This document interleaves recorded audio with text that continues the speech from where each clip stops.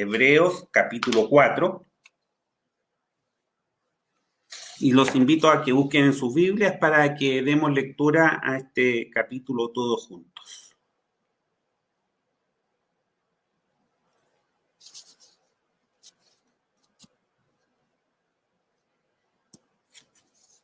Hemos titulado esta meditación El reposo del pueblo de Dios. Hebreos capítulo 4. Dice así la palabra del Señor. Acompáñenme todos a la lectura. Temamos, pues, que quedando aún la promesa de entrar en su reposo, parezca alguno de vosotros haberse apartado. Porque también a nosotros se nos ha evangelizado como a ellos, mas no les aprovechó el oír la palabra a los que la oyeron sin mezclar fe. Empero entramos en el reposo los que hemos creído de la manera que dijo, como juré en mi ira, no entrarán en mi reposo, aún acabadas las obras desde el principio del mundo. Porque en un cierto lugar dijo así del séptimo día, y reposó Dios de todas sus obras en el séptimo día. Y otra vez aquí, no entrarán en mi reposo. Así que, pues que resta que algunos han de entrar en él, y aquellos a quienes primero fue anunciado no entraron por causa de desobediencia. Determina otra vez un cierto día diciendo por David, hoy, después de tanto tiempo, como está escrito, si oyereis su voz hoy, no endurezcáis vuestros corazones, porque si Josué les hubiera dado el reposo, no hablaría después de otro día. Por tanto, queda un reposo para el pueblo de Dios. Porque el que ha entrado en su reposo, también él ha reposado de sus obras, como Dios de las suyas. Procuremos, pues, de entrar en aquel reposo, que ninguno caiga en semejante ejemplo de desobediencia. Porque la palabra de Dios es viva y eficaz, y más penetrante que toda espada de dos filos, y que alcanza hasta partir el alma y aun el espíritu y las coyunturas y tuétanos, y discierne los pensamientos y las intenciones del corazón. Y no hay cosa criada que no sea manifiesta en su presencia. Antes todas las cosas están desnudas y abiertas a los ojos de aquel a quien tenemos que dar cuenta. Por tanto, teniendo un gran pontífice que penetró los cielos, Jesús, el Hijo de Dios, retengamos nuestra profesión. Porque no tenemos un pontífice que no se pueda compadecer de nuestras flaquezas, mas tentado en todo según nuestra semejanza, pero sin pecado. Lleguémonos, pues, confiadamente al trono de la gracia para alcanzar misericordia y hallar gracia para el oportuno socorro. Que el Señor añada bendición a su palabra. Dirijámonos en oración. Padre nuestro que estás en los cielos, nos preparamos ahora para meditar en tu palabra. Te rogamos, Señor, que en este momento toda distracción que fuera de nosotros, Señor, que nuestra mente esté concentrada en lo que tú tienes para tu pueblo. Dirígeme, Señor, por tu Espíritu Santo. Ilumina mi mente para poder ser claro al exponer tu palabra. Y a mis hermanos, Señor, que recibirán el mensaje, también, Señor, dales un deseo de conocerte cada día mejor y de vivir también para la honra y gloria tuya. Pedimos esto por los méritos de Cristo Jesús, nuestro Salvador. Amén. Prosigamos entonces con nuestras meditaciones en la epístola a los Hebreos. Hoy vamos a considerar algunos puntos del capítulo 4. Les recuerdo que además de detenernos a meditar en el mensaje específico de cada porción en la que estamos centrando nuestra atención cada vez que nos reunimos, queremos enfatizar a la vez nuestro deseo que cada uno de nosotros desarrolle un alto concepto de Dios y de su palabra. Este capítulo es una continuación natural del tema tratado en el capítulo 3. Tal vez cabe recordar que cuando Pablo escribió Hebreos, no lo escribió separado en versículos y en capítulos. Ese fue un trabajo muy posterior, a mediados de los 1500, que hermanos fieles hicieron ese inmenso trabajo para facilitarnos a nosotros el estudio de la palabra del Señor, ¿ah? Y poder ubicarnos con más sencillez en las citas que queríamos leer. Entonces, el capítulo 3 y el capítulo 4 son en realidad una unidad. En el capítulo 3 está el foco está puesto en la desobediencia a los designios de Dios para el pueblo, y que esa desobediencia de los designios de Dios tiene su origen en la incredulidad a la palabra de Dios. Y concluye el capítulo 3 diciendo, dándonos el resultado de esa incredulidad. Y vemos que no pudieron entrar a causa de incredulidad. Esa acción de desobediencia les impidió a los israelitas entrar a la tierra prometida cuando estaban ahí. Estaba a la vuelta de la esquina ya la tierra prometida. Pero desobedecieron con incredulidad y eso les costó 40 años del éxodo por el desierto.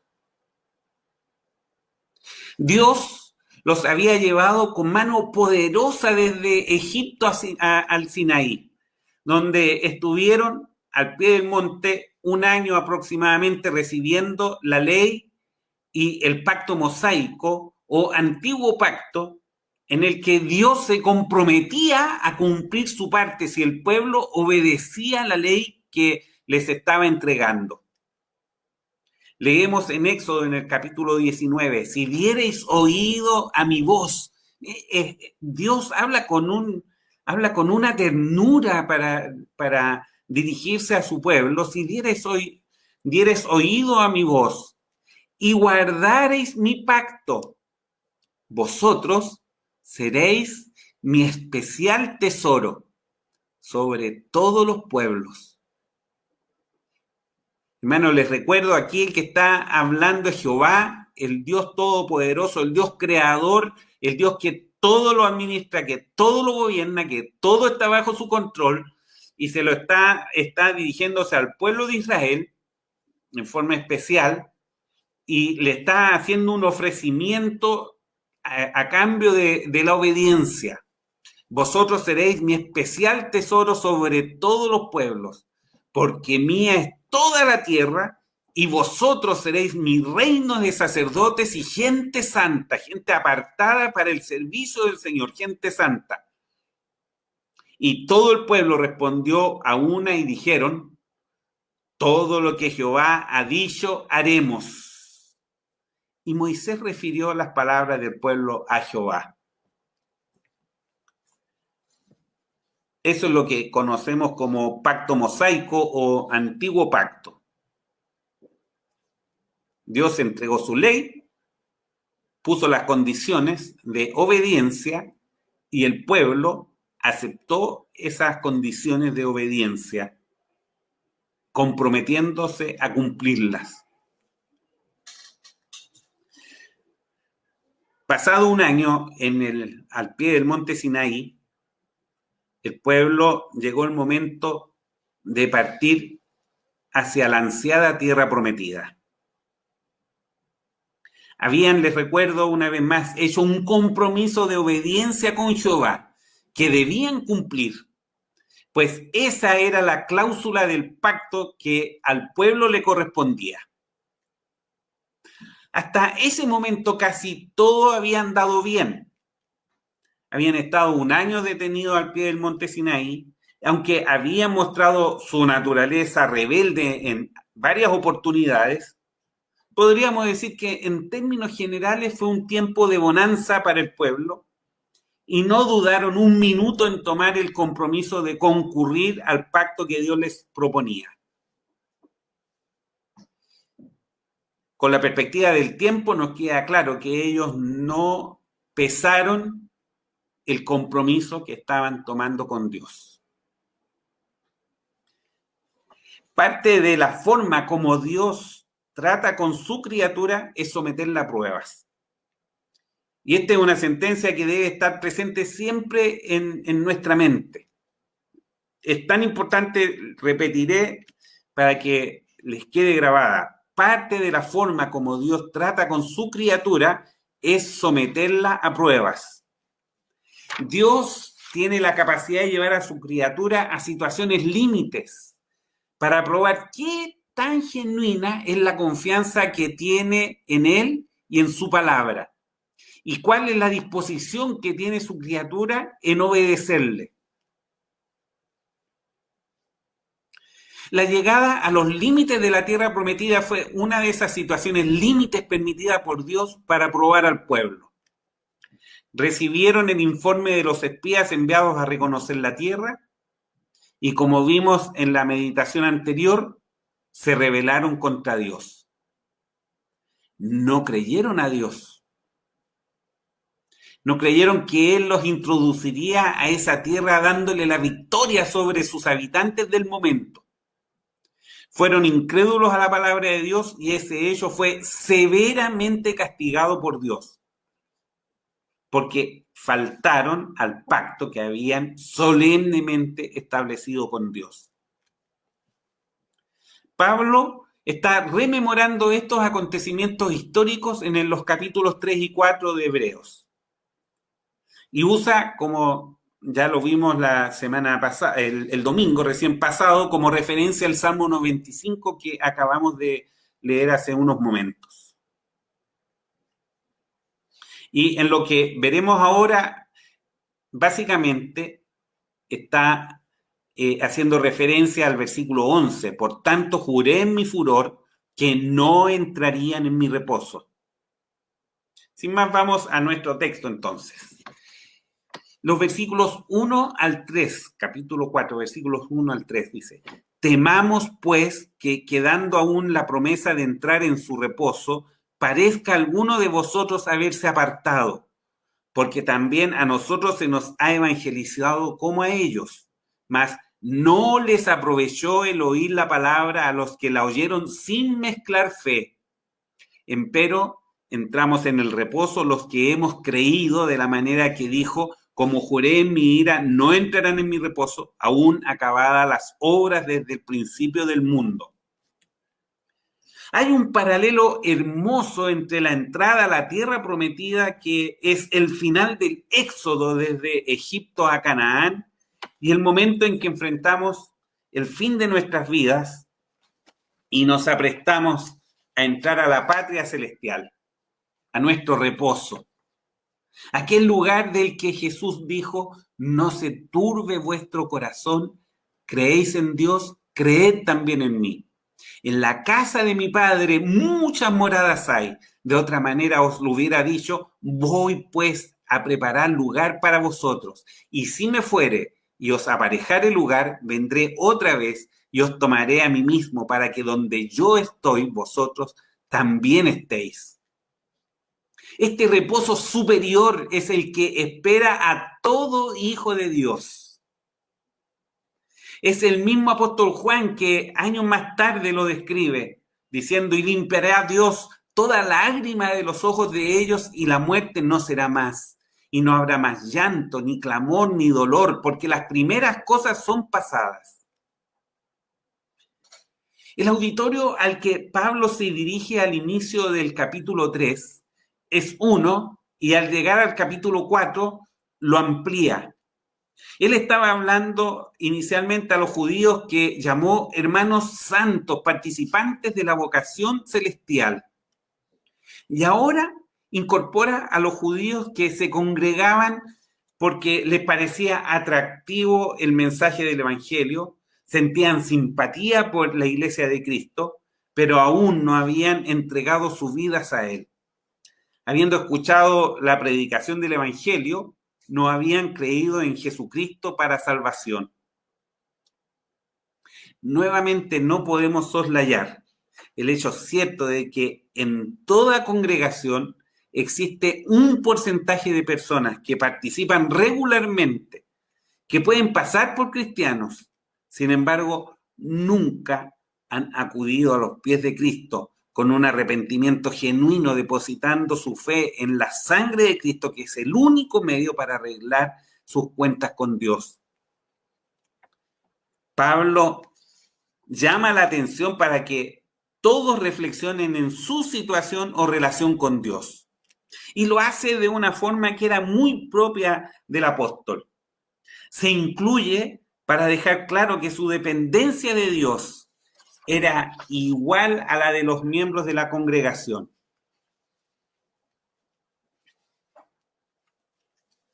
¿Cuál es la advertencia? Las dos primeras palabras del capítulo dice, temamos pues. Temamos pues. Y surge entonces una pregunta, ¿qué es lo que hay que temer? Y la pregunta se la planteo de la siguiente manera. ¿Estoy seguro de que soy salvo? ¿Que soy un hijo de Dios? Qué buena reflexión para estos días de cuarentena y encierro hogareño. Tenemos una promesa vigente esperándonos, la entrada al reposo celestial. Desde la perspectiva del tiempo en la eternidad, estamos a las puertas de ese reposo. Tal como lo estuvo Israel frente a la tierra prometida unos meses después de partir desde Sinaí.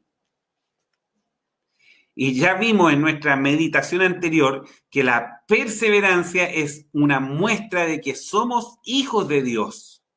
El no creyente no es perseverante en los caminos del Señor. Y de eso da cuenta la facilidad con que se apartan de sus caminos. Han escuchado el Evangelio, lo conocen intelectualmente, pero si solo se quedan ahí, eso es insuficiente. Ha sido en vano porque al oír no estuvieron dispuestos a aplicar fe en su corazón. Escucharon sin oír el mensaje. Y muchas veces vemos, cuando nos congregamos en nuestro templo, muchas personas que están ahí presentes, pero claramente están escuchando sin oír el mensaje.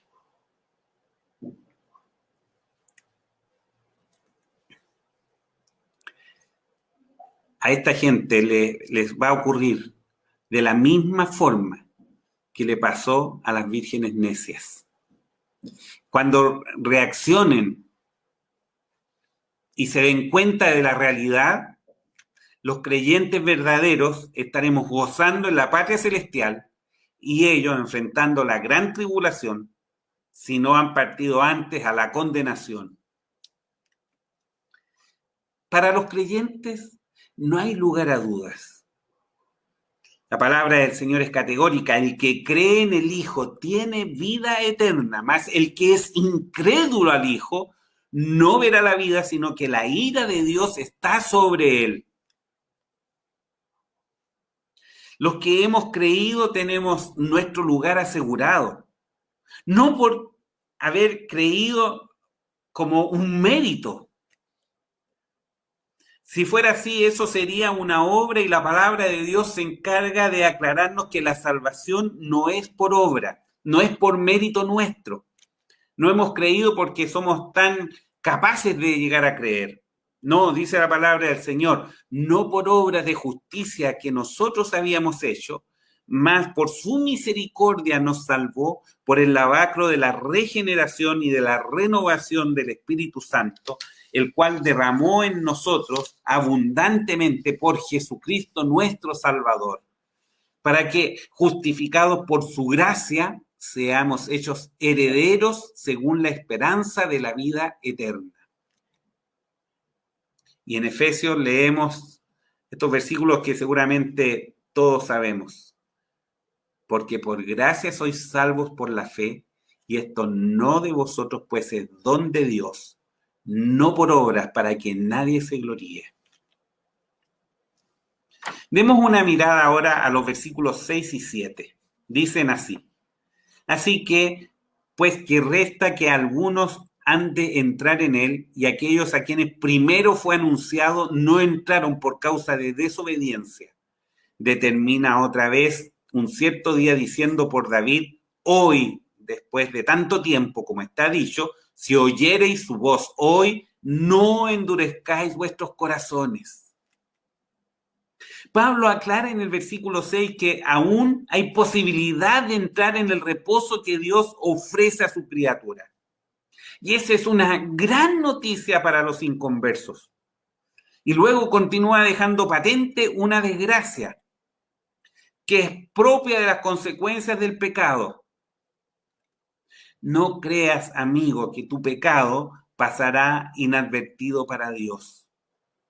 No. Ni el tuyo ni el mío pasan inadvertidos a Dios. Dios levantó un pueblo para que fuera su especial tesoro. Como vimos al inicio al enunciar el pacto mosaico, pero ese pueblo no estuvo a la altura del privilegio que Dios puso ante ellos. Tal como Adán y Eva, tampoco estuvieron a la altura de los privilegios que Dios les había concedido. En un caso y en otro, ambos perdieron su posición por causa de la desobediencia.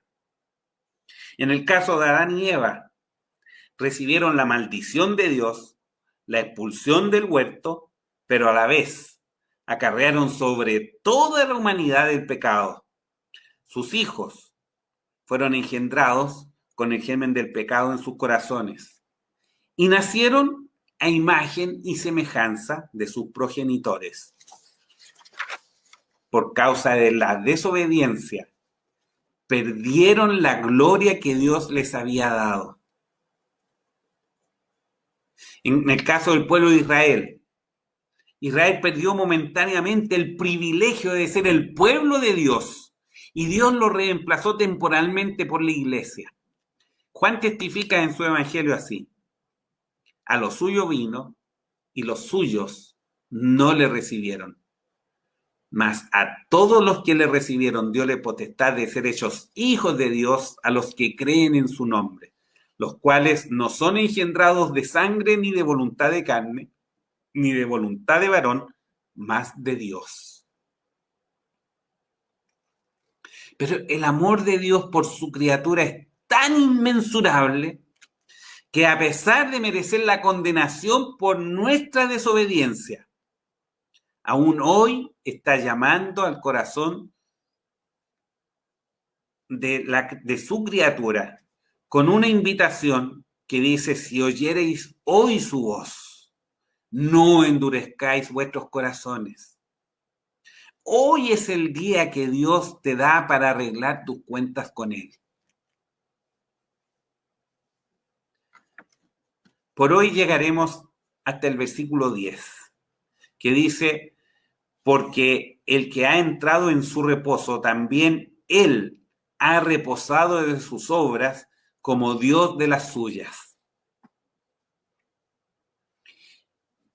Y he querido concluir esta meditación en este versículo porque a causa de esta pandemia que afecta a todo el mundo, muchos creyentes han partido a la patria celestial.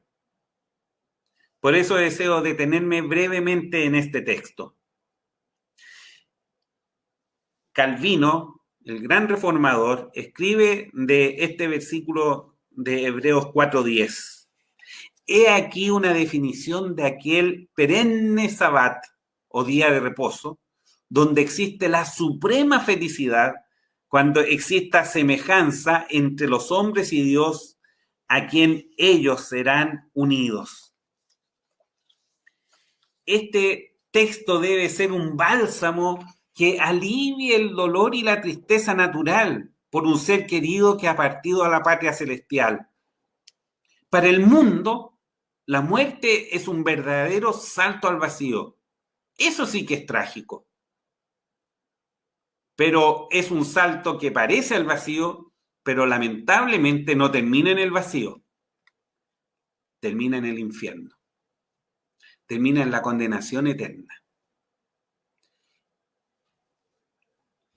Y si hay algún amigo que nos está acompañando, que aún no ha entregado su vida al Señor, permíteme decirte que no podemos suavizar esa realidad No te sientas mal.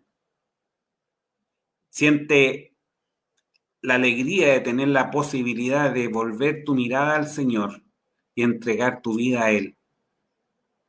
Porque la realidad efectiva es que la muerte para el inconverso es dar el paso a la condenación eterna. Pero para el creyente es el momento cuando la obra de redención divina se perfecciona y sublima. Leemos en Romanos capítulo 8, versículos 28 al final. Y sabemos que a los que a Dios aman, todas las cosas les ayudan a bien. Es a saber, a los que conforme al propósito son llamados. Porque a los que antes conoció, también predestinó para que fuesen hechos conforme a la imagen de su Hijo, para que Él sea el primogénito entre muchos hermanos. Y a los que predestinó a estos también llamó, y a los que llamó a estos también justificó, y a los que justificó a estos también glorificó. Nuestros hermanos que han partido a la presencia del Señor han sido llamados a esa presencia sublime, a la presencia del Señor. Y han sido llamados a la presencia del Señor conforme al propósito divino. No han partido porque tuvieron la desdicha de adquirir el coronavirus u otra enfermedad que los llevó a la muerte. Ellos ya descansan en el reposo celestial. La obra de Dios es una obra completa que es parte de un proceso que Él desarrolla en la vida de aquellos que en un acto de soberanía escogió antes de la fundación del mundo para que fuésemos santos y sin mancha delante de Él en amor, afirma el apóstol Pablo en Efesios capítulo 1, el versículo 4. En Romanos vemos que a los que antes conoció o escogió, los eligió, los predestinó con un objetivo claro, para ser ellos conforme a la semejanza de su Hijo. Esto, hermano, es una hermosa promesa para nosotros. Esto es un regreso a la condición que tenía el hombre antes de la caída. ¿Qué privilegio más grande espera a cada creyente? Recuerden que antes de la caída, la comunión del hombre con Dios era una comunión perfecta. Dios y el hombre disfrutaban de un compañerismo maravilloso. Y por la gracia de Dios hemos sido escogidos. Y nuestra naturaleza ha sido transformada por la obra sobrenatural del Espíritu Santo, que nos ha regenerado para tener vida. Sí, volver a la vida que nos permite alabar y glorificar a nuestro Padre Celestial para siempre. Dios se da el tiempo de tratar con cada uno de sus escogidos, según en la realidad de cada uno de ellos, y los hace ocupándose personalmente de cada uno de nosotros. Por eso es que es tan importante cuando al comienzo les decía y les subrayaba que Dios en sus métodos de tratar con nosotros nos lleva muchas veces a situaciones límites para probar nuestra fe. Para probar nuestra fe. Es parte de cómo Dios expresa su amor por ti. Prueba nuestra fe. Pero como Él tiene todo bajo control, nunca permitirá que la situación que tenemos que enfrentar supere nuestras capacidades. Al escogernos, Dios nos predestinó. Al predestinarnos, llegó el día que nos llamó a sus caminos. Oímos y prestamos atención al Evangelio de Jesucristo. Y el Espíritu Santo lo hizo vida en nuestros corazones. Y a diferencia de aquellos que se refiere Pablo en este capítulo, en el versículo 2, aplicamos la fe en esas buenas nuevas de salvación. Fuimos declarados justos. No que seamos justos, fuimos declarados justos. Dios legalmente nos declaró justos por la justicia que su Hijo cumplió en la cruz. Y pronto llegará el día que nuestros cuerpos sean glorificados. Pablo en este texto pone en pasado todas las acciones de Dios en nuestro favor, porque todas ellas ya son un hecho ante los ojos de Dios. El número de escogidos es igual al número de los predestinados, e igual al número de los llamados, e igual al número de los justificados, y coincidirá absolutamente con el número de los glorificados, que estaremos por toda la eternidad alabando y glorificando a nuestro bendito Padre Celestial, a nuestro precioso Salvador, y reconociendo la inmensa obra que hizo el Espíritu Santo al transformar nuestra vida a la semejanza de la gloria de Cristo Jesús. Esta enumeración, hermanos, es maravillosa porque implica que ningún escogido por Dios se perderá en el infierno. En el camino de la vida no habrá víctimas que caigan derrotadas y terminen en el infierno. Eso jamás ocurrirá para un hijo de Dios. El 100% de los escogidos antes de la fundación del mundo, sin faltar uno solo, estaremos en la eternidad disfrutando de la perfecta comunión con nuestro Señor. Y termino esta meditación con el versículo de Apocalipsis 14:13. Bienaventurados los muertos que de aquí adelante mueren en el Señor. Sí, dice el Espíritu, que descansarán de sus trabajos porque sus obras con ellos siguen. Gloria al Señor por sus santos que han sido llamados a su presencia. Amén. Oremos a nuestro Padre Celestial. Padre nuestro que estás en los cielos, te damos gracias porque nos das esta oportunidad de poder compartir la meditación de tu palabra. Señor, obra tú en nuestros corazones. Padre Celestial, que los hermanos sientan hambre de buscar en tu palabra ese alimento espiritual que tú tienes para cada uno de nosotros. Si es tu deseo, Señor, permite que este mensaje también pueda llegar al corazón de personas que aún van camino a condenación. Y permite que este mensaje haga vida en sus corazones. Que en arrepentimiento y fe en Cristo se vuelvan de sus caminos y acudan a ti. Y para los que ya somos tus hijos, que este mensaje también, Señor, pueda ser un motivo de aliento por lo que nos espera. Gracias, Padre Celestial, porque nos has permitido escuchar las buenas nuevas, prestar atención a ellas. Fuimos evangelizados en algún momento y nos permitiste ser transformados por tu Espíritu Santo, regenerados, para poder comprender el Evangelio y hacerlo nuestro. Gracias, Padre Celestial, por esa obra que quisiste hacer en nosotros. Todo lo agradecemos y pedimos por los méritos de Cristo Jesús, nuestro Salvador. Amén.